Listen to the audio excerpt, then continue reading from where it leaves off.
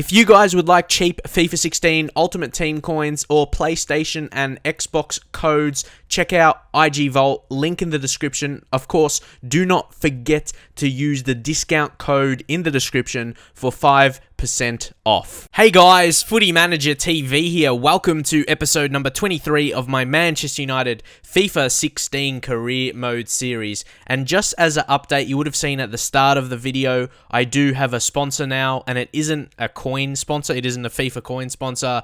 You can get PlayStation codes, Xbox codes, and there's a lot of other games where you can buy stuff in those games, like gold in other games, it's just different stuff. So that's going to be really good for me now, as I will be able to focus 100% on YouTube full time. So basically treat it as I'll be able to make more videos for you guys. So hopefully you guys understand that. Just wanted to update you on that situation. So that's going to be all good. And like I've said previously, if I was going to get a sponsor, I wouldn't have wanted just to be a coin seller, something a bit more in depth than that. But yeah, today, second leg against Zenit. You would have seen here, it's not a very good situation. A lot of my players are lower in their fitness. I talked about it a bit on Twitter yesterday, I think it was, how later in the season, your players are really affected. I'm not sure if it's just me, if it's just my squad with Manchester United. Maybe I need a bit more depth in the squad for rotating. What do you think going to next season? Do I need that a bit more? Have you noticed it as well? But here's Zenit with Hulk, and he goes bang, and that's exactly what we did not need.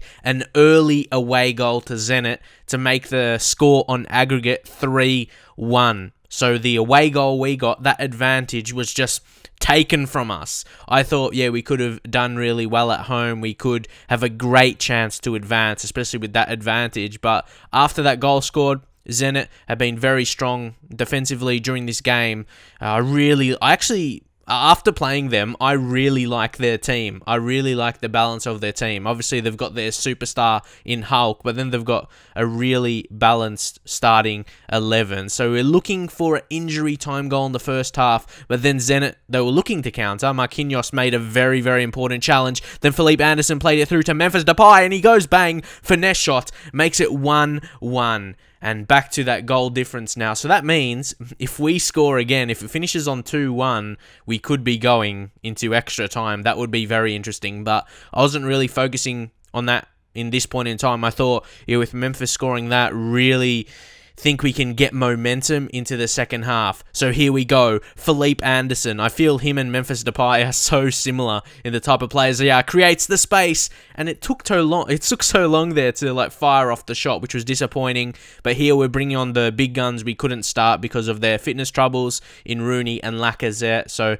I'm looking at least for one goal to send it into extra time. Obviously, we both it would have been the same result, 2-1 in the away leg. So it would be extra time if we can find another. And here's Wayne Rooney. Go, son. Go, Wayne. Come on, you can take this. Tries the outside of the foot shot, but it's straight at Malaviv.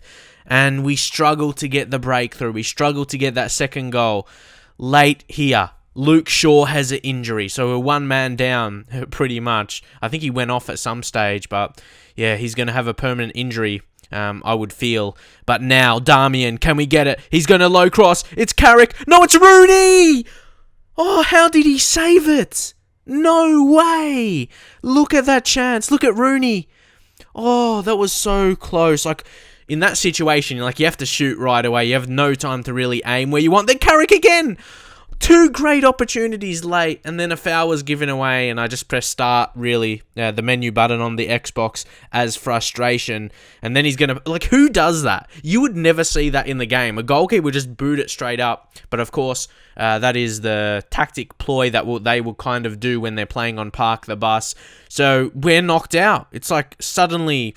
that is confirmed. It was, like, such a shock. And I was really disappointed because the other teams that were remaining, especially Real Madrid, lost. Like, I thought if we could advance, we would really stand a big chance of winning it in the first season. Like, maybe other seasons, it won't be as easy. There'll be harder teams in latter stages. But just look at our fitness of our players here. Look, after the game, this is really hard because now we've got Luke Shaw injured. Daley Blin's going to have to be starting left back. Of course, he can cover for left back. He can play left back, but he's not an attacking fullback, so we're going to lose that attacking threat for 3 weeks. Of course, we're going to the latter stages of the season now. We still have to win the title. It's not won yet. I'll definitely say that for sure. You can just see that from the table. But 2 games in a row, big one here. And it's the same situation in the FA Cup. There's no real amazing teams. Really, from here, you think we should win it. I'd love to win a cup competition. Couldn't make it in Champions League. And even Valencia won against Arsenal. Just look at those teams in the semis. I could have seen myself. We would have played against Valencia. And then it would have been against Gladbach or Atletico Madrid in the final. Oh, very tough. But now, the good thing is, we'll see how the FA Cup goes, but we can focus solely on the league. We're 4 points in the lead, and we've got a couple games in hand. So, we're looking in a really strong position for the title. That is the positive note. But it's the same situation once again. We have to rotate the team a lot. Look at Logan. He's starting. I started the youth player, but that's something I wanted to do, and I said I would do in this career mode. I say in the description of the series as well, in the description of the series.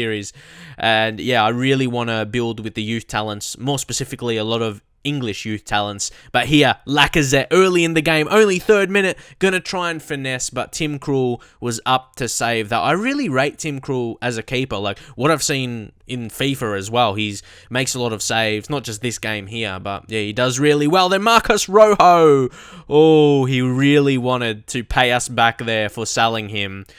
But it was a good deal. We got wasn't 25 million for him, and he went really, really close. But now it's Juan Mata. He gets past Rojo, and Krul makes another save. Like, he's a guy, if you sign him as a top 4 team, people might not think it's a good signing, because is he 79, 78 overall? He's not even over 80. And you could have saw there by the possession, we only had 31%. So we're pretty much getting dominated in possession, but not as much as it looks like, because of the, passing a lot, as usual in FIFA 16, but Lacazette was able to get the breakthrough, and we look odds on now to advance, even though, like you see, dominate, we have 31% possession, and we're still able to score here, and they didn't take advantage. But yeah, that was what I was leading to say before I was interrupted by the goal that we scored by Lacazette. It was they pass a lot in FIFA 16. You know that already. So you do expect the opposition to have more possession. But I got to say, it's harder because our fitness levels are lower, and we have a youth player in midfield. He's 50 overall, 53, isn't he? But here they're going to have a chance. It's Fabrizio Colaccini. Difficult name to say. But yeah, Fabrizio Colaccini. That's a goal you wouldn't expect him to score. A centre-back you'd usually expect a header. But yeah, Fabrizio Colaccini, I actually rate him. I think he's a good, experienced centre-back. But how about that? By a centre-back. You wouldn't. He's one of the last players you would expect to concede a goal. You would concede a goal against. And Marcos Rojo, they're going for the win. Look at Rojo. He's going in attack. That's crazy. I'm not sure, if they're changing up the formation a bit, or they're actually going attacking. They want to try and win this. And that man I spoke of, Marcos Rojo! He does make us pay! This is a disaster. He's had an amazing game. It's like he's been on a mission in this game to score against us and make us feel the regrets of selling him. How about that? Marcos Rojo, you saw he had a chance earlier in the game. But now, they have taken the lead, and we weren't able to get a chance back until injury time. Felipe Anderson going to strike one straight at Tim Krul, who's been absolutely amazing today. He did concede 1 goal, but Lacazette, he was too good to score the goal. Really poor corner there. Even David De Gea was getting up there as we desperately needed to score. And we are facing a second elimination. Well, not facing. It's confirmed now. We had more shots on target as well. We usually do have more shots on target against teams, but that's 2 games in a row. I'll be honest, I was really shattered about the Champions League results, so that affected my kind of mindset going into that game. I kind of expected it to happen because it was Newcastle, and I felt like, I just played a youth player as well. I thought I would get the job done, but it wasn't to be the case. So big disappointment. We're suddenly 2 games into this episode, and that's it. We're out of the Champions League. We're out of the FA Cup. So now we just have to focus on the league.